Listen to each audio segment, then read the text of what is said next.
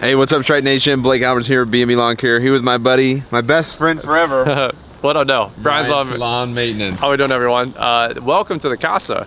First off, and dude, is this the first other than you filming, first person to film here? I think so. Last time was the first podcast we did on my show and then Jeremiah Jennings' show, and today I think is the first YouTube video that we really filmed here, probably for the lawn care company. Or you're definitely our first guest to film here, first YouTuber. Dude, that's awesome. Yeah, so welcome out. All right, we got a lot to show here. Let's just get into it, dude.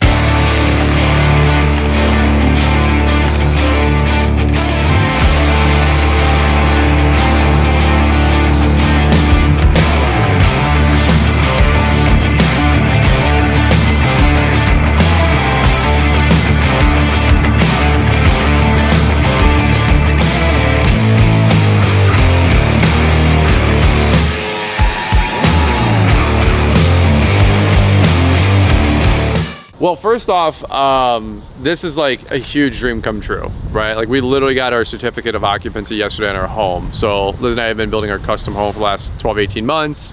It's been a very exhausting process. Dream come true, but I probably got more gray hairs than ever, right?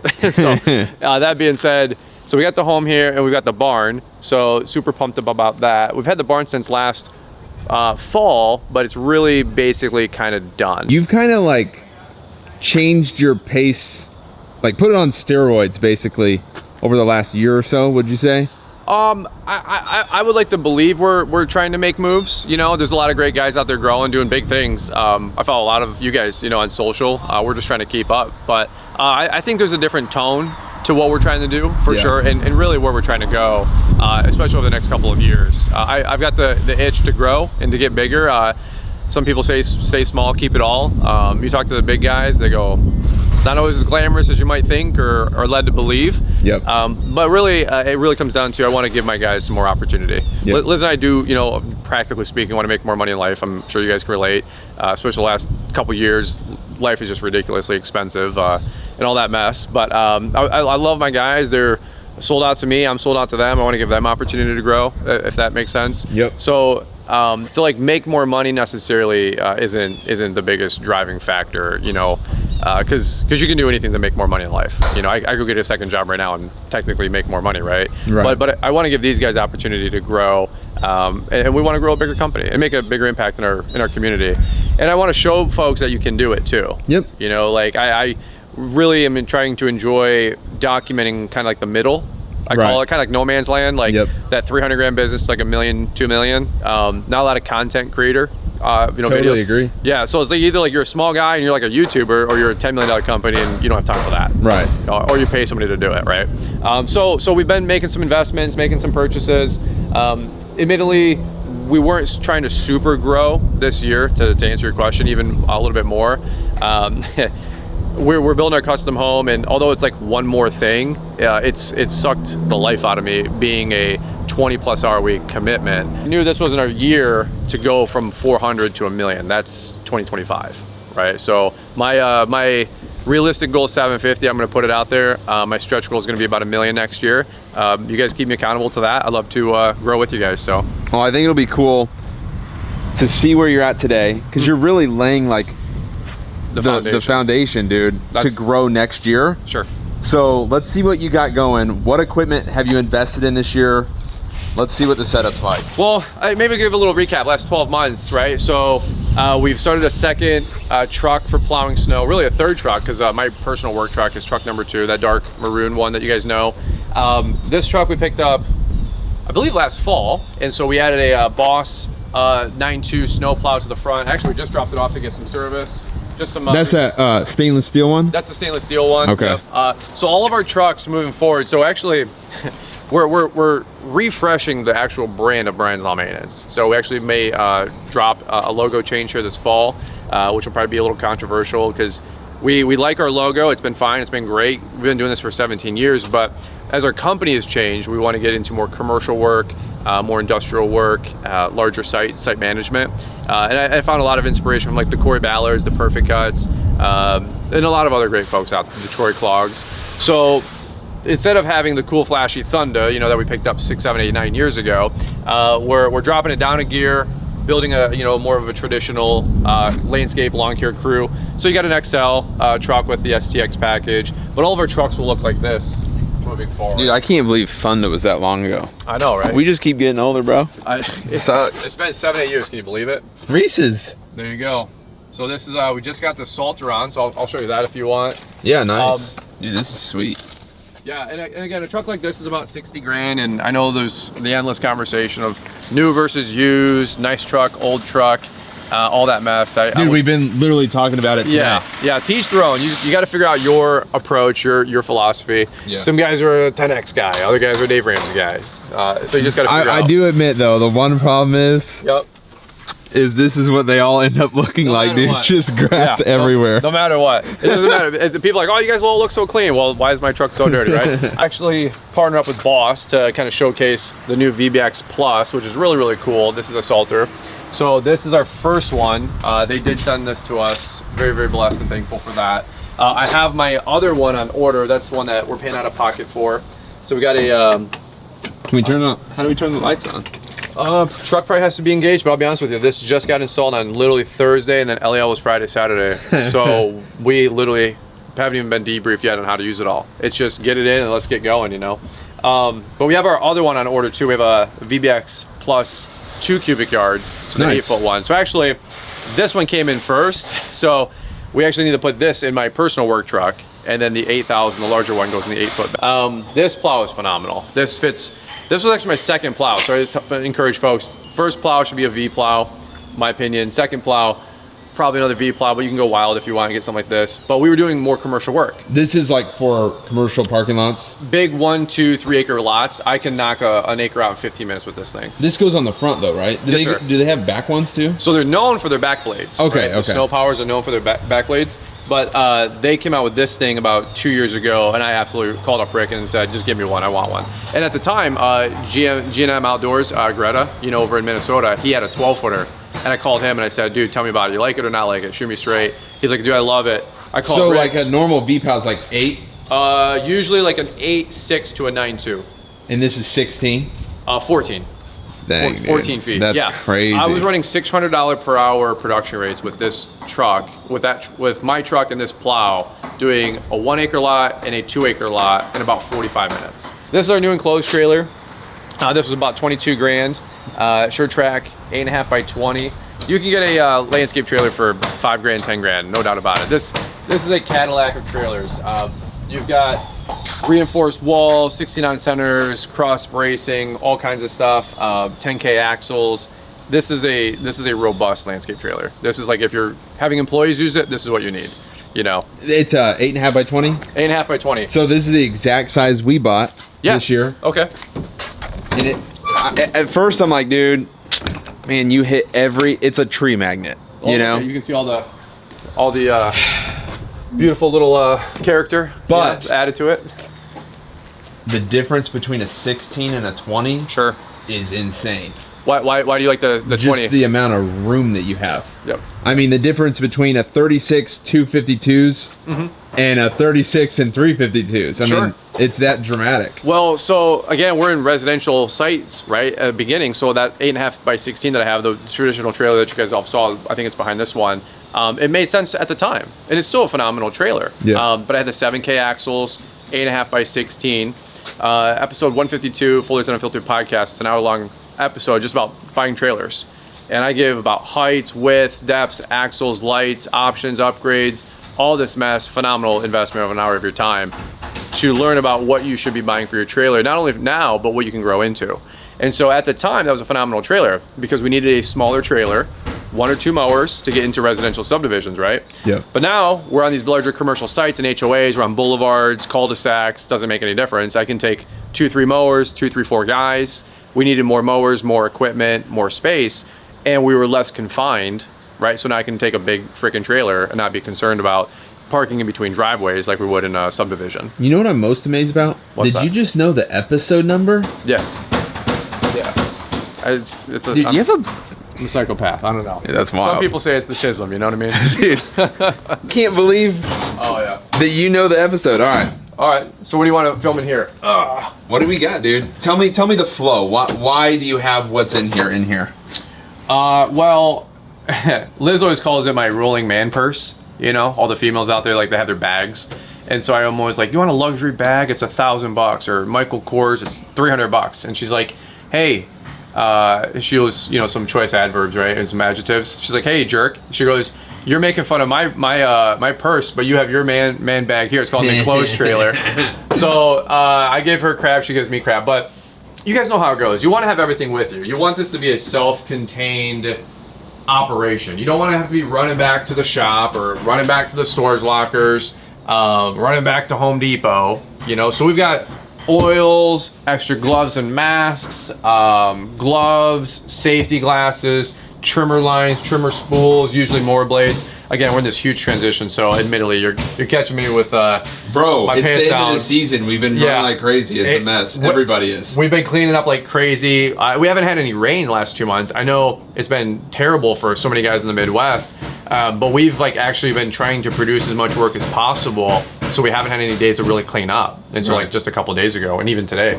So blades to go up top, ready rolls. I know you promote a lot of the Ballard products. Love it, dude. BB10. Yes, sir. Use BB10. Get your Ballard rolls, your Darwin's. I noticed you have them like, at LAL you had them like on the mowers. I mean, throw those things everywhere, dude. These. I mean, yeah, I got them in. I got in my house. Yeah, exactly. They're by my sink, by my laundry. The wife's always pulling them out of the cargo pocket on the Cujos, you know. But we have a toolkit in every trailer so far, impacts and everything, wrenches, scrapers, usually a couple backpack blowers. Like, it's just everything you need is just here, you know. Extra belts, quick little pro tip, get extra belts of everything. Every unit that we have extra deck belts and hydro belts, because if you think about it, this belt right here, it's $125 or maybe $300. These are just ridiculous these days. But the idea is, if you have a mower go down, right, and you've got 2-3 guys on payroll, and you got to run to the dealer. Maybe some of you guys have a dealer 45 minutes away.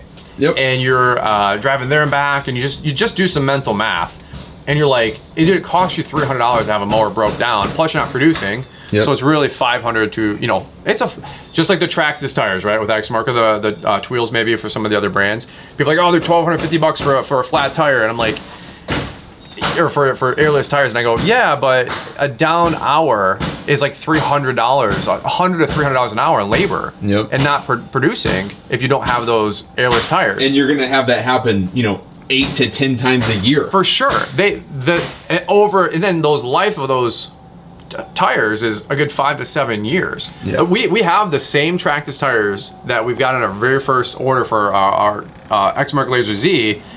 I think we have 2,400 hours on that Z, 2,600 hours on that Z. The tires are still 75%. Dude. Like they're starting to finally wear. Like, you've probably skipped over like 30 flat tires. Oh, you know? I mean, folks, just the frustration of like going over an irrigation flag, having it hit the deck, and then zip into your sidewall, and the guy go, oh, it's $300 for a new tire. Oh, the other one's at 50%. You want to just get 2? And you're like, I wasn't expecting to spend $350 today. Plus the downtime, like you were just talking about, it's an absolute no-brainer. Can you get it on day one, starting your business, if it's a side hustle and you're making 30 grand? Probably not. But if you're running a commercial outfit, cruise, $250,000, $500,000 business or above, make the investment. It's well worth it. But dude, you just do the math. Can we open that one? I want to see what's in there. Yeah, let's see. We'll find out. You just do the math, and we got gators, 2-stroke oils, edger blades, right? Nice. Cans of bug spray, bee killer. Heck yeah, dude, you need it. All that kind of stuff. And Lord knows, I mean, again, admittedly, the guys put this trailer together. I gave it to them in April, and then I went back to building my house. Yeah. So everything you see in here is pretty much their idea. But again, the efficiency of having the racks on the walls. I know you have equipment defender racks. Love them. You know, we keep our the Yeti or the Arctic Yeti, you know, in here. We'll get to Yeti one day. yeah. You know, that's $400. That's ridiculous. You know. That's so cool, dude. Yup. Little Brian's on maintenance tag. That's right. But shoe blockers, you know, we've got all of our shoe blockers on here. I mean, shoe blockers are a no-brainer. Again, it's all these 1% micro efficiency. I know, like that, dude. I need shoe blockers. Yeah. You know. So you take shoe blockers, you take Tractus tires, you take EFI engines with less fuel, less fueling up. You take bigger motor engines, right? So you're just blazing through grass instead of having the double cut. Quality blades with a quality blade sharpener, you know, that kind of stuff. So your blades are actually like professionally sharpened, not just like with a freewheel, you know, angle grinder. And again, I've been through all of this, you know, so we're just heavily reinvesting into the business. I think sometimes though people think reinvesting only means like, gotta get a skid steer today, right? Like skid steers, but it's like what we learned again this week at LAL is like you have to build a foundation to grow on. Sure. Right? And it's a chute blocker to save whatever, you know, the engines, everything you said. But I'm saying like Tractus tires is a 1% thing. Yep. To build a foundation to stop wasting time. And that's an investment into your business, big or small. And what I look at that, what it does is, it doesn't make me more profitable necessarily, although it does offer more profit. It's for me to be able to pay the guys more and to get nicer things. Because so somebody would say, oh, I'd never spend 60 grand on a truck. I don't even know how you could afford that. Well, when we were running $125 per man hour rates, when the industry average is 50 to 75, right, we can afford to make those investments and pay our guys top dollar and give bonuses and have a great slush fund for going to Top Golf once or twice a year for the guys, right? Like that's the investment we're making into our team. And frankly, that's what I see the biggest of guys doing. Yeah. So I'm just doing what they're doing. You know, everybody's running Case 321 loaders and Arctic sectionals. And you go, well, I don't know how they're making money with that. Well, if everybody's doing it, there's probably, what do they say, success leaves clues? Yeah. So maybe just put pencil to paper and see if it makes sense for you. But again, you have to figure out what makes sense for you. That's the big takeaway. I said yesterday to somebody, I was like, I get all pumped like at events and I'm like, dude, I'm investing, I want to grow my business. Sure. You know, and then it's like, well, where do I start, dude? Like, yeah, it sounds like silly to be like, well, dude, chute blockers, they're going to help me grow my business. Sure. You know, or getting better tires or wheels or, you know, Tractus. Yep.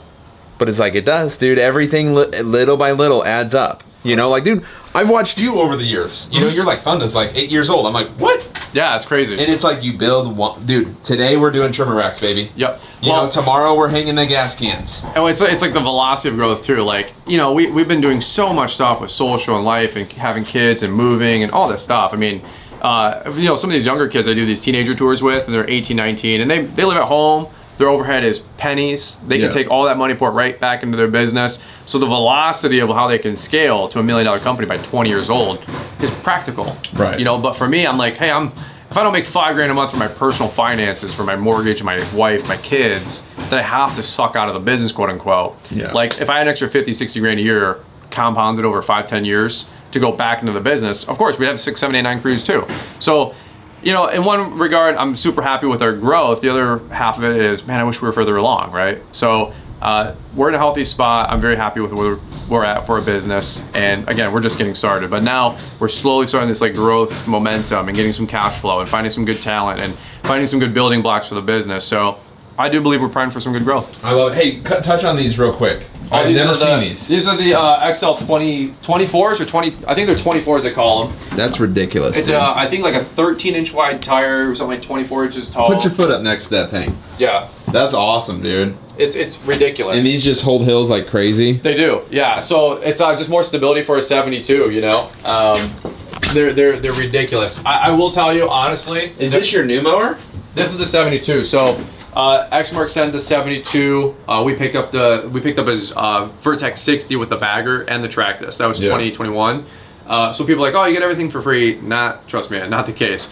And I always joke, so would you. If somebody said, hey, we'll give you a free mower, would you take it? I'm sure you would too. You don't need like 2 million subscribers or to be TikTok famous to start working with some of these brands or maybe get some cool perks. So for some of you guys like trying to encourage each other, or as I encourage you to like maybe pursue some of the social media stuff, don't think you have to have 1 million followers to like quote unquote get hooked up or get a free blower or a mower once in a while. Like more brands are moving more into social media marketing and it's phenomenal. And I love seeing all of you guys out there get hooked up, quote unquote, that are putting in work to do social, because it's a grind. But dude, like let's say you reach your goals, like when it happens, and you see like a snapshot. Like when I think Brian's Lawn Maintenance, I just think Thunda and an enclosed trailer. Sure. Right? And then we're gonna come back in 5, 10 years and be like, dude, what in the world happened, right? Right. Well, dude, those are investments that you have to make. Like nobody's gonna just make that happen, right? In 5 years, you won't think Brian's Lawn Maintenance, you'll think Brian's Lawn Maintenance, the snow company. Yeah.